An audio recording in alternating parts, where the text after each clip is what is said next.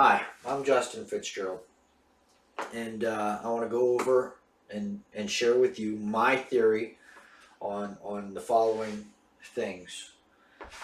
First of all, I don't have these in order, but I'm going to go over my descriptive terminology and how I describe, what I'm talking about.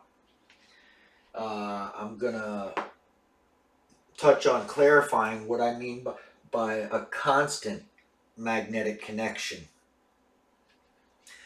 Uh, I'm going to get into magnetic accretion. Okay, accretion. We know what accretion is.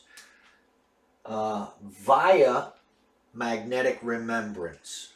Okay, so there's a lot of topics here that I'm going to be talking about, and I want to start with my explanation of how to understand what I'm talking about.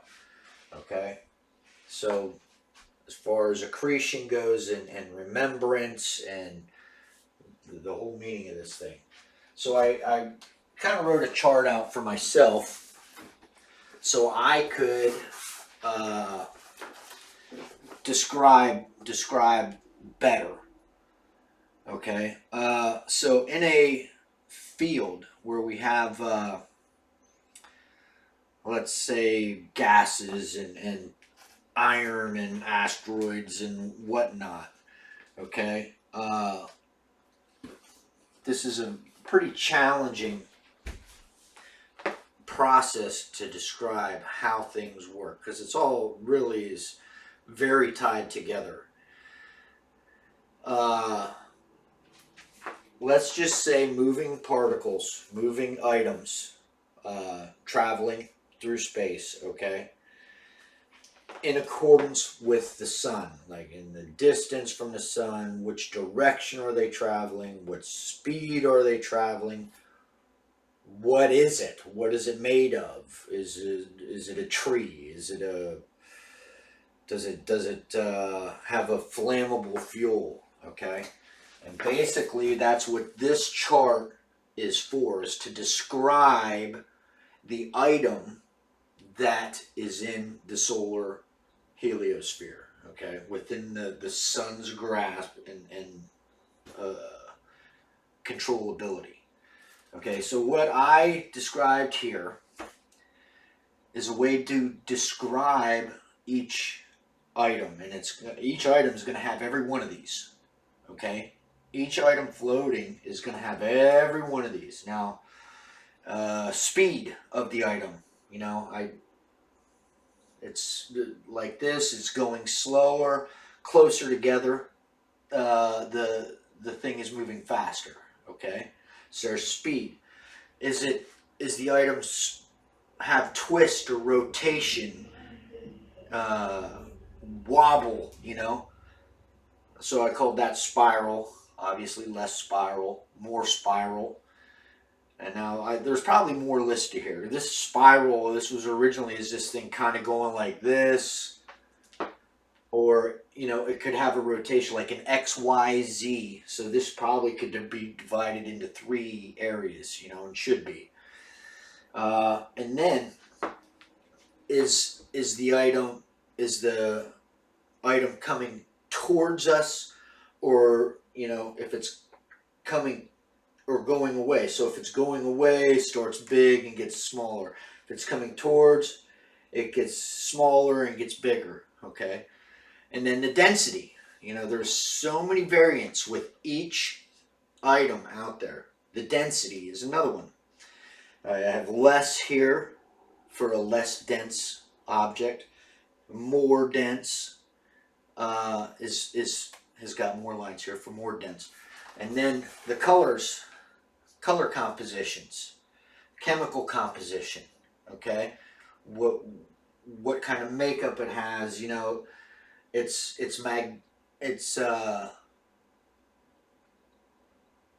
magnetic charge. If it's a charged particle, if what the color coding is, what it's comprised of. Like when we see a tree, we know that there's going to be a tree trunk, there's going to be bark, there's going to be branches, there's going to be leaves or needles. We know that it's a tree, and basically it's the chemical composition of what that item is, okay?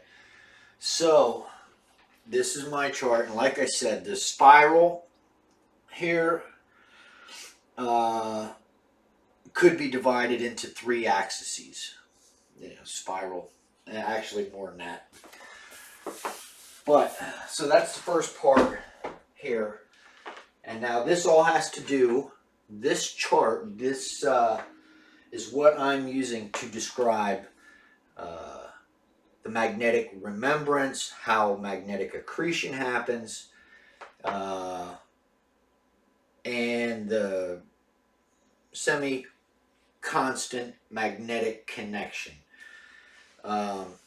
So, and this will hopefully help you understand how accretion happens. How, why is there gas planets further out? And this is a theory. So, that's my first part. Now, let me pause just for a second. Click, I paused it. Okay, so, terminology, blah, blah. Alright, so now the next step would be terminology. Okay, so, on pause. So, the next step, and after understanding the terminology here, I know it's a broad subject, but the next step is the constant magnetic connection. Okay, I'll get into talking about the lines, the magnetic lines, but what you need to know is that it's a constant. It's an always connection. It's an always thing. It's always connected until it's not. You have a house until you don't. You have food until you don't. It's an always connection. These magnetic, the magnetic constant is always a thing. It's there. When we put food in the fridge, we know that we have eggs, we have ketchup, whatever in the fridge.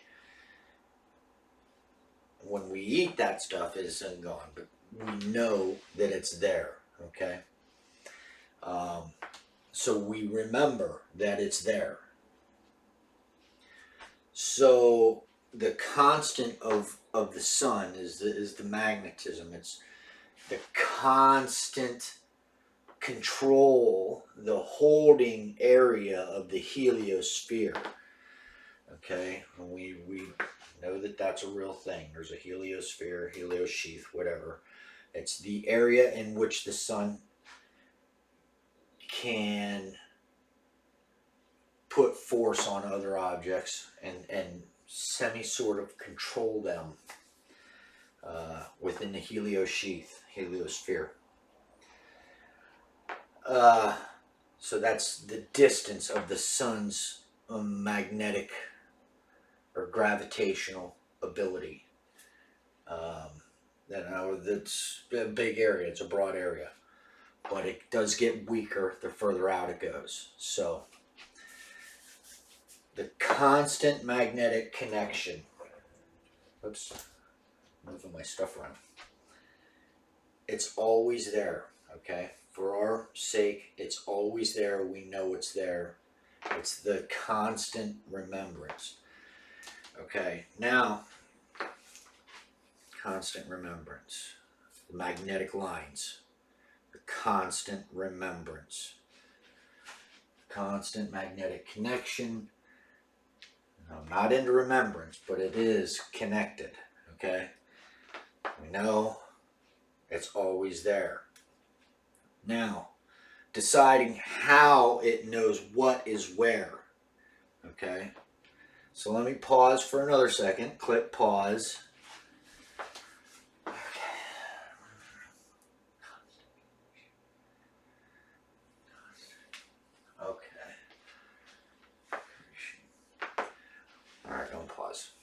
So as we see as people, we classify items. Um, we have a classification when we see things, or for the blind, when they touch things, they can classify what that item is. Okay. Um, so my classification of this is a whiteboard eraser. Okay. I'm gonna set that right here for a minute. So we don't understand how we classify that, but we classify it. When it comes to classifying the magnetic lines, the magnetic resonance, or the gravitational resonance of an object, is by what we see. So this has a gravitational resonance or magnetic resonance to me as a whiteboard eraser. Okay, so I'll put that right there again. So in describing the magnetic makeup of an object, okay, the gravitational composition of an object. Now, if we have this, if the sun has this constant magnetic field, magnetic site that is out there,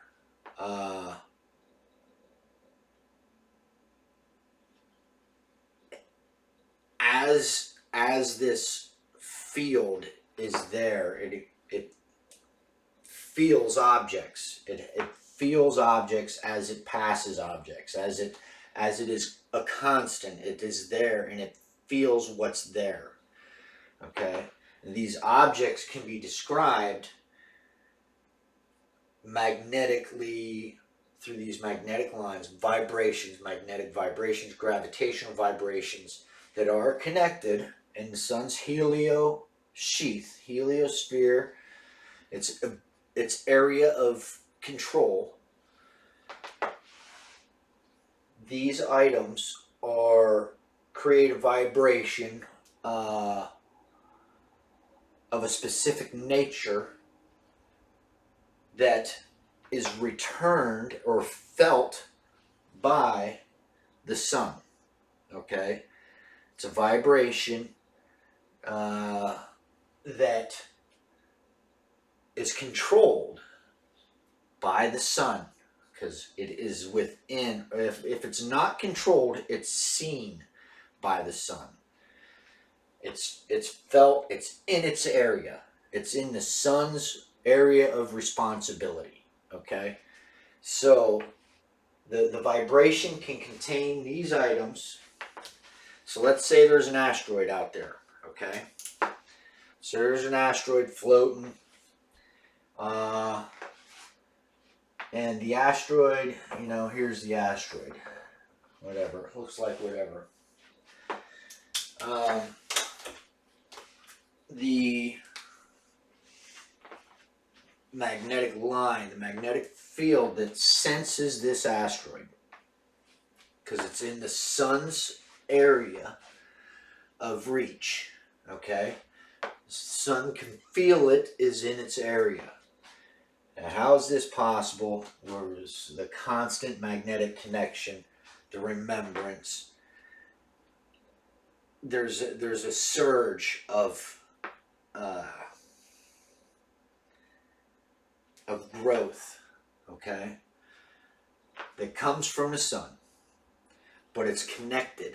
We know it's connected. There's a north and south pole. We know that we understand in the basics of the North Pole and the South Pole and the magnetic poles.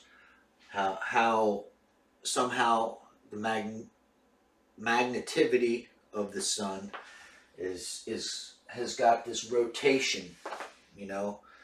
If we look at it two-dimensionally, we have the sun, and then we see the magnetic lines. Okay, there's more going on in that, but we understand that happens. So as these magnetic lines are a part of the sun, okay, its ability to accrete like items. It's got an ability to attempt to accrete like items. As these magnetic lines depart or move from the sun, they will eventually return. As you know, they may be a wave. It's a constant. So if I'm a signal, a magnetic signal, and I reach out and I come across an asteroid, okay? So my line comes across this asteroid. Now that's going to create a vibration, a change in the magnetic wave coming past it, okay? It's going to change that magnetic wave coming past it. So instead of that magnetic line being a solid line, nothing's there, nothing's obstructing it, it comes past and it gets changed, you know, as it, did I draw that the right way? I think I needed to go the other way with it. It gets changed as it passes through that item. Okay, this magnetic wave gets changed as it passes through this item. Okay, so this item essentially causes a ripple in this magnetic line coming from the sun. It causes a ripple, as you can see. The wave goes out, it doesn't just pass through it, it causes a ripple in this magnetic line. Okay, now this ripple is what I intend to use this chart to describe. Now, you know, the slower, faster, it's gonna tell. The ripple itself is understanding which way this thing is going. Okay, is it moving slower? Is it moving faster? You know, does it have a spiral? What axis of spiral is it on? Is it going away, or is it coming towards the sun? How dense is it? What's the chemical composition of it? You know, it's gonna feel that as it goes out. It's gonna feel that. It's gonna have this ripple effect, and so that effect, as I described here, could look something, you know, speed, spiral, going away,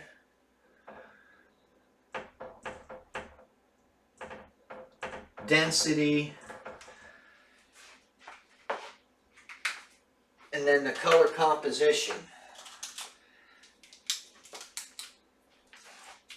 of it. And now the color composition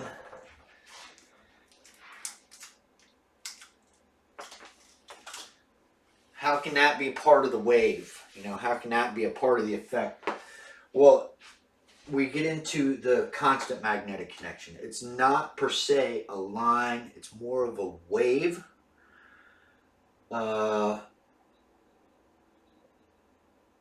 So the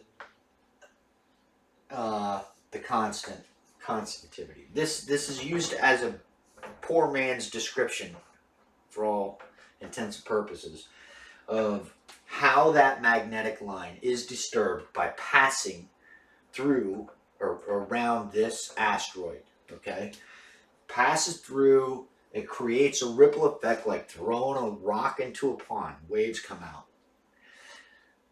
Depends on what size rock you throw, what kind of wave you get. So as that magnetic line disperses from the sun behind me, comes out, hits the asteroid, and it's vibrated. There's a change. Okay, so that vibration, that change, is all the way back in to the sun.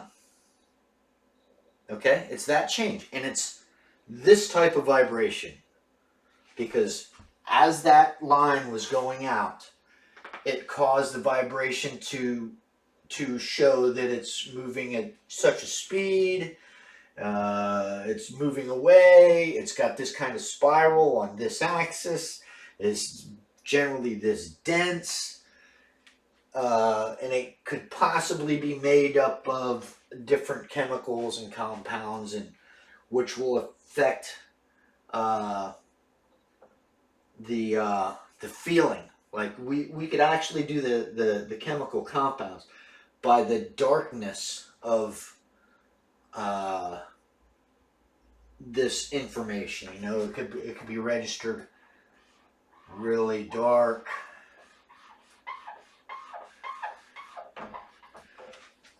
For different sets of compounds. Okay? But that vibration, that magnetic field or line of constant comes back into the sun. Okay? It's part of it. It feels it. It's vibration. Oh, okay, something's there. You know, it's the constant. So now, combining, how does the sun combine like elements? Is it even possible? I believe it is. So, as all these vibrations, and as you can imagine, there are trillions of these vibrations going on in this little beast right here we call the sun. There's trillions of them. So there's these lines, okay, with this information, because it feels it. It's a wave. Throwing a rock in the water, it's a wave. That information comes back, okay? Now, as chemists can tell you, certain elements can lock together better than other elements. Their chemical composition allows them to be combined better. Okay, so now we got this massive object that collects all this information. Okay, now this is going on trillions of times in our solar system alone. Okay, and it's all returning here. So all this magnetic ability, all these this magnetic response information is in here. Okay, and it's bouncing and bumping against other stuff, and it's getting whipped around and twisted and everything else. But what happens when this asteroid with this resonance, magnetic resonance, this magnetic makeup, gravitational force meets another magnetic line just like that? It's going to intertwine and it's going to lock in nicely together. Okay? Close to the same chemical compound. It can tie into each other. It locks itself in nice. It's got to find itself in here. Okay? They got to find each other, and they aren't looking for it. They're just bouncing around in there. But when they do cross paths, they're going to get intertwined. They're going to, because they fit well together. Okay? They fit well together and they'll get intertwined. So what does that mean when there are two items like this out in the solar system? Okay? We got point asteroid here, which is out past Jupiter. Okay? And it's got this makeup. Then we have asteroid B, which is out there somewhere, you know? Okay, and it's got nearly the same chemical makeup and density and speed, and even the rotations can be off a little bit. But some of these can get locked in, so to speak. So this one could actually have an effect on that one, all via getting tied together inside the sun. Okay? This one here can have an effect on that one simply by getting tied together inside the sun, based on this right here. Magnetic site, magnetic line, and creates the ripple of what it passed through. That information is transferred into the sun. It's got trillions of those things going on all the time. And they're all in there getting jumbled up and fumbled up and bumped around. And it comes across another one that may look almost identical. Well, it could get tied in together. Okay? They could get tied in, wrapped up in each other for a little while. And this asteroid here may have a force put on it from that asteroid out there simply by being wrapped up in the sun. How is that even possible? What's going on inside there? Why that is just absolutely ridiculous? Or is it? Okay? So you have these items. You have this magnetic line that's vibrating this way. If you have another one that's vibrating like this, and this one's going real fast, they're not gonna meet. They're not gonna mesh together. But if they're both going in the same way or close, they will mesh together, and they can actually apply a force on each other.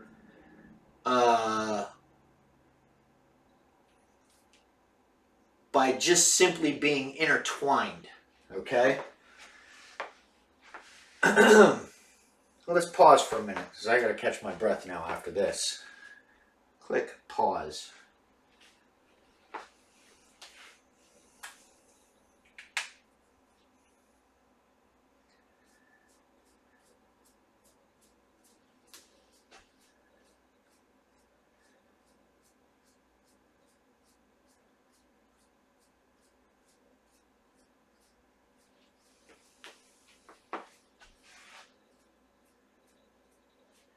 Okay, unpause. Click. All right, so I'm saying that through the sun, this seemingly random asteroid out in the asteroid belt between Mars and Jupiter, okay? This particular asteroid, in our current form, has no connection with that asteroid way out in the Kuiper belt. No connection at all. At least, well, no, it can't. You know, they're not even close together. They don't have to be. They don't have to be. The magnetic remembrance of the sun, it comes back, and it's a vibration, and it's, like I said, it provides information, a chemical makeup, and inside the sun, we already know there's trillions, that times a trillion going on inside there, so they're all getting bumped around and twisted up. Well, it crosses paths with that one out in the Kuiper belt, okay? And they're really close. So they're going to stay together a lot longer because they mesh together a lot better. So they're going to stick together, you know? They're going to be wound up in each other for a long time. And that's happening inside the sun. That's happening inside the sun. So over time, you know, this magnetic remembrance, since it's a constant, so it passes through the sun, they get tangled. And even though this is in between Mars and Jupiter in the asteroid belt, that one in the Kuiper belt is being pulled, or this one is being pulled or pushed, or vice versa for the other one, in a way, well, they will eventually get closer to each other. All based on the magnetic lines running through the sun. The sun, they seem to be controlling. It says the sun is like a sorting system that we can't quite explain yet. But the magnetic resonance, the constant lines running through there, can be intertangled and intertwined with like compounds, and then we reach out. And so this line comes into the sun, and when it comes back out, you know, it passes through everything, but it's still there, and it's reaching out, okay? And it knows that that asteroid's there. It's there, you know. It kind of feels it. Well, the same resonance is happening with that asteroid, and that asteroid, you know, is there in the vibrations. You can't see my other hand. And the vibrations, you know, back into the sun. And then inside the sun, because they're the same or close to the same, they get intertwined. That magnetic line gets intertwined with each other. And just the simple wrapping of that elasticity, the ability to closely match, it can intertwine real well inside the sun. So here's this magnetic line going way out to that asteroid, but now it's got a connection. It's kind of connected to this thing because it's wrapped up and it meshes really good with the way that thing looks. So it's here and it's like this, and now it's locked up. It's kind of locked up in there, so it can't free itself to keep doing its path. It's there, so that magnetic resonance, the constant. So if this asteroid out here is trying to follow a path, okay, but the magnetic resonance, this little wave, this insignificant information, it's like now it's tied to something and it doesn't quite understand what it's tied to. It doesn't have to understand, but it's got a force being applied to it simply because it's connected inside the sun.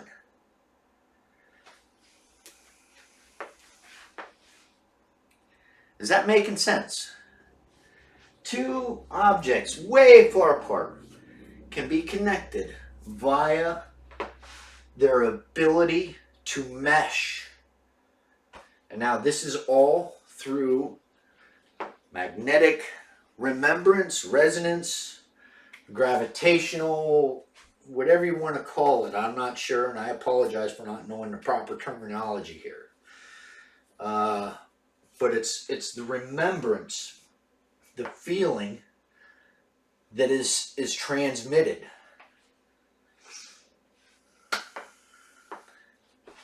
I'm going to stop there for today, for now.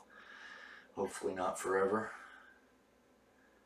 In a minute. So,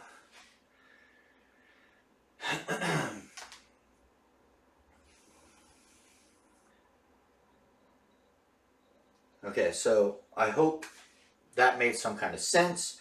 If it didn't, please respond. Comment. I'm going to put this on YouTube. Comment. Do whatever you need to do. And I will do my best to explain this theory better. If you completely disagree, that's fine. That's fine. What kind of proof do I have to say that this can happen? I would love to take time to provide that proof.